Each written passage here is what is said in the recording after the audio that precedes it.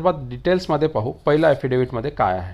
आता पहिला ॲफिडेविट किंवा हे ॲफिडेविट बनवताना अनेक विद्यार्थ्यांना वाटतं की तुम्हाला 100 रुपयाच्या स्टॅम्पवर सुद्धा हे ॲफिडेविट बनवायचं, पण असं तुम्हाला काही अनिवार्य नाही आहे की तुम्हाला ते स्टॅम्पवरच बनवायचं आहे. जर तुम्हाला हे खर्च जास्त वाटत असेल किंवा गरीब विद्यार्थी असतील तर तुम्ही ग्रीन या लीगल पेजवर, ज्याला गव्हर्नमेंट मान्यता आहे, या पेजवर सुद्धा तुम्ही तो फॉर्मॅट बनवू शकता. आता हा फॉर्मॅट मिळेल कुठून? जेव्हा तुम्ही ऑनलाईन पद्धतीने रजिस्ट्रेशन करता तेव्हा तुम्हाला रजिस्ट्रेशन केल्यानंतर तुमच्या ईमेलला ते फॉर्मॅट जे आहेत हे ॲफिडेविटचे फॉर्मॅट तुमच्या ईमेलला आलेले असतात.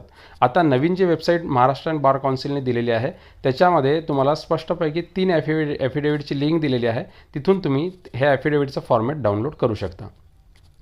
आता हे पहिलं ॲफिडेविट जे आहे हे ॲफिडेविट तुमच्या AIBE exam, all India bar काउन्सिलची जी एक्झाम आहे त्या संदर्भात आहे. सनद काढल्यानंतर तुम्हाला 2 वर्षामध्ये ही AIBEची एक्झाम तुम्हाला क्लिअर करावी लागते.